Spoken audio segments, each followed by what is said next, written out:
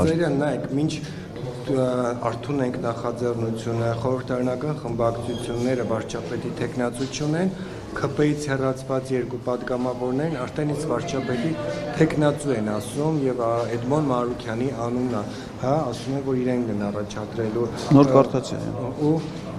Նորմալ է, ես դրան նորմալ եմ վերաբերվում, որովհետեւ դա ամբողջությամբ տեղավորվում է այն խնդրի հետ, որ մենք բարձրացրել ենք պատգամավորների առջև։ Էդմոն Մարուկյանը ձեր համար է ընդունելի տեխնացու վարչապետի։ Գիտեք ինչ, այդ գործընթացը չի կոչվում Էդմոն Մարուկյանին կամ ուրիշյանին վարչապետ ընտրելու մասին։ Այդ գործընթացի գլխավոր նպատակը վարչապետին անվստահություն հայտնել է եւ նախաձեռնության հեղինակները կարող են ներկայացնել իրենց համար նախընտրելի տեխնացու եւ նախաձեռնության հեղինակ կարող են լինել պատգամավորները եւ պատգամավորները կարող են ներկայացնել իրենց նախընտրելի տեխնացուն։ Էդմոն Մարուկյանը ոչ թե իմ նախընտրելի տեխնացուն է, այլ տվյալ դեպքում Հովիկ Աղազարյանի եւ Հակոբ Ասլանյանի։ Իմ կարծիքով պրոցեդուրալ իմաստով ինչ որ մենք ակնկալում ենք պատգամավորներից, դա նորմալ որոշում է։ Պարոն Ղազարյան, դուք շարունակելու եք այս քաղաքացիների ընդունելության շրջանակներում հանդիպել պատգամավորների հետ, թեկուզ եւ մերժեն ձեզ։ Անպայման, առանց բացառության, իմ մոտ գրաֆիկը կա, եթե ձեզ հետաքրքիր է, այս իհարկե ամեն օրից առաջ կտեղադրեմ, երկուշաբթի օրվանից մյուս հանձնաժողովներում հանդիպումները քաղաքացիների ընդունելությունը նախանշված է, ես բոլորին գրանցված եմ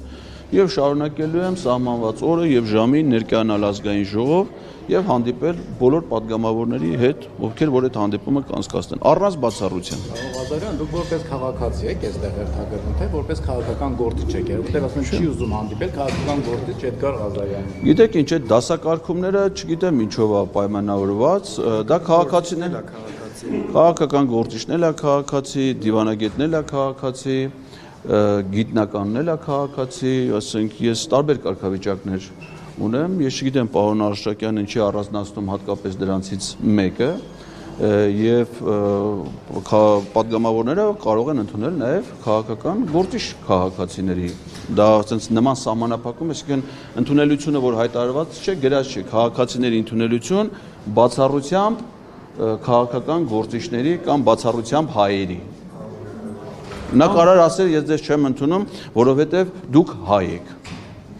Մենք ընդունում ենք միայն ենթադրենք ադրբեջանցիներին։ Իդեպ Նիկոլ Փաշինյանը հիմա ընդունել է ադրբեջանցու այս պահին, որ մենք հանդիպում ա եղել Ալբանիայում Նիկոլ Փաշինյանի եւ մի ադրբեջանի քաղաքական գործիչ քաղաքացու հետ։ Բայց ես հարցեր ունեի Հակոբ Ասլանյանին, որը ուզում եմ Հակոբ Արշակյանին ներեցեք եւ ուզում եմ ասել թե ինչ է ներկայացնում։ Պարոն Արշակյանը նույնպես ընդգրկված է Ալեն Սիմոնյանի որոշմամբ ստեղծված եւ իր կողմից ղեկավարվող Հայաստանի Հանրապետության եւ Արցախի Հանրապետության ազգային ժողովների միջխորհրդարանական համագործակցության հանձնաժողովի կազմում։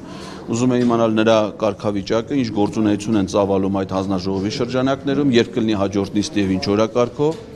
Պարոն Հակոբ Արշակյանը ընդգրկված է եղել 2016 թվականի մայիսին քաղաքացիական պայմանագիր կուսակցության կամավորական ջոկատի կազմում, որը ըստ իր կենսագրական տեղեկությունների մարտական հերթապահություն է իրականացրել Արցախի Հանրապետության Մարտակերտի շրջանում, եւ ես ուզում եմ իմանալ, պարոն Արշակյանը հիմա ըստ իր հիմիկվա քաղաքական հայտարարությունների նա ռազմական հանցագործ է, թե պետական դավաճան, այսինքն ռազմական հանցագործ ադրբեջանական մեկնաբանությունների տեսանկյունից, թե պետական դավաճան մեր օրենսդրության տեսանկյունից, եթե նա դեռ 91 թվականից իր մարտական հերթապահության վայրը, որտեղ ինքը զենք է կրել, համարում է Ադրբեջանի Հանրապետության տարածք։ Դա է ուզում հասկանալ իր կարգավիճակը, թե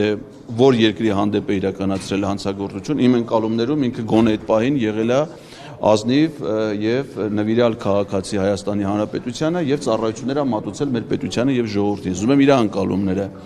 պատկերացնեմ եւ բնականաբար նաեւ ինձ հետ ունեի կառավարության գործունեության ծրագիրը, դրա մի քանի հիմնարար դրույթներ, հատկապես այն դրույթները, որոնք կառավարությունը գերակա է համարել իր ծրագրում, հասկանալ դրա կատարման ընթացքը եւ պարոն Արշակյանի ցուցաբերած որոշումը, բայց չցանկացավ հանդիպել։ Գիտեք, ես չեմ կարծում, որ այս կարգի խուսափումները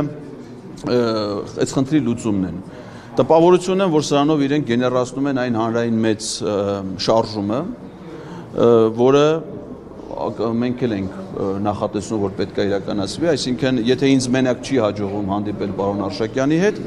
Միգուցե դա պետք է անել ավելի մեծ խմբով, ասենք մի 100, 150, 200 հազար մարդով։ Այդ դեպքում կարծում եմ պարոն Արշակյանի համար ավելի դժվար։ Փողոցային պայքար եք սկսում։ Կարծում եմ, որ դրա անհրաժեշտությունը օրորի հասունանում է։ Եվ բոլոր այն քաղաքացիները, ովքեր կուզեին այսօր լսել, թե ինչ պատասխաններ ունի պարոն Արշակյանի իմ այս հարցադրումներին, որոնք բոլորը օրինական են, բոլորը բխում են սահմանադրությունից, օրենսդրությունից, կարծում եմ, որ մենք կարող ենք մեկտեղել մեր ջանքերը եւ ես մենակ չմնամ հանրությանը հետաքրող այս հարցերի պատասխանը ստանալու հարցում։ Պարոն Ղազարյան, իսկ վերջին շրջանում, որ ԿՊԱ-կաններ, օրինակ նաև Հակոբ Արշակյանը այդ տղայով է խոսում, չգիտեմ, փողոցային վարքագիծ են դրսևորում, փողոցային վարքա գծին բնորոշ բառապաշարով են խոսում, դուք պատրաստ եք իրենց հետ նաև այս մակարդակում շփվել, թե որտեվ չի բացառում, որ օրինակ հանդիպումների ժամանակ նման դեպք լինի, նամանավանդ, որ նախկինում, երբ որ դուք ՄԻՊ-ի թեկնածու եք, նման դեպք եղել է։ Նման դեպք եղել է եւ ես նման դեպքերին համարժեք չեմ արձագանքում եւ ՄԻՊ-ի տեխնացուի կարգավիճակում, երբ որ ես գտնվել էի այդպիսի հարձակման վիրավորանքների պատգամավորների խմբային, ընդ որում ոչ թե անհատական, այլ խուլիգանական խմբային պահվածքի թիրախում, ես իմ մտքում անընդհատ հիշում էի ռուս սատիրիկ Միխայել Զադորնովի հայտնի խոսքերից մեկը, որ եթե դու փողոցում քայլում ես եւ որևէ շուն հաչում է քեզ վրա, ամենևին պարտադիր չի, որ դու էլ ծնկներդ խփես գետնի եւ նույն կերպ հաչես իր վրա։ Այսինքն կարող ես նաև այլ կերպ վերաբերմունք ցուցաբերել եւ սա իհարկե փոխաբերական իմաստով է գործած է Միխայել Զադորնովը, բայց նման իրավիճակների համար ուղղակի առիթ է հիշելու եւ զսպվածություն ցուցաբերելու եւ ամենևին պարտադիր չի, եթե որևէ մեկը քեզ հայհոյում է, դու դա ընդունես որպես վիրավորանք եւ որովհետեւ ամեն հայհոյանք չի, չէ, որ դու ընդունում ես որպես վիրավորանք կախված դրանից թե ով է ասում, ինչ հանգամանքներում է ասում, այսինքն դա համարում ես քեզ ոչ վերաբերելի եւ թողնում ես անարձագանք։ Ես ամենայն դեպս ՄԻՊ տեխնացուի կարգավիճակում այդպիսի ընկալում եմ ունեցել եւ այդպիսի վարքագիծ եմ դրսեւորել։ Հուսով եմ, որ նրանք չեն կրկնի այդ խուլիգանական վարքագիծը գոնե իմ հետ հարաբերություններում։